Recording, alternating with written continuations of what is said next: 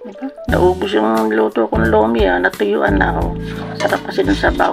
Hello po sa inyong lahat. Ito, nagluluto na naman akong panibagong putahe natin ngayon ay ang lomi, best for ulam and minandal. And of course, yung mga sungot ng hipon, dinikdik ko yan.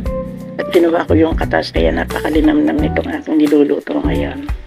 Hintayin lang natin siyang kumulo para mailagay ko itong binating scramble, binatin na scramble pa, no? Ayan, kulo na ng kulo. Tingnan nyo, diba? Wow, sarap. Tapos, lalagay ko na itong aking binating itlog. Okay, ayan. Natin. Yummy, yummy. Ayan. Yun. Sabi ko sa inyo, lumapot na eh. Kahit di mo lagyan ng harina yan. Ibang lomi kasi sobrang lapot eh, di ba? Oh, pwede nang kumain. Hindi lang to ulam, pang merienda, di ba? Sarap niyan, oh. Tingnan naman sa sabaw lang, ulam na, labi mo sa kanin to, ba?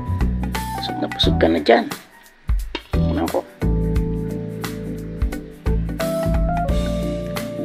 Ay, kasarap. Sarap. Diba? Pwede natin patayin yan at pwede nang kumain. Kasi magpapaminandal ako doon sa gumagawa sa harapan namin. Sinisimiento yung aking garden.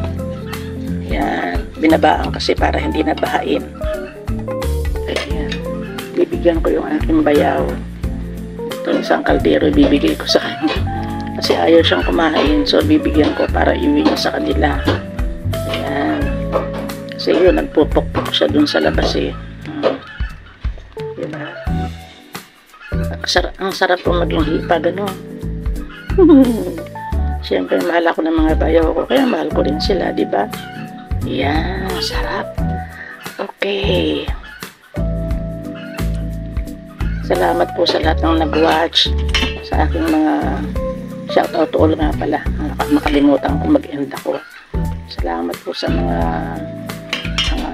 nanonood sa aking mga pinagkakaabalahan. Sana makakuha kayo ng tips sa akin, ano, sa aking mga niluluto. Simple lang naman yan.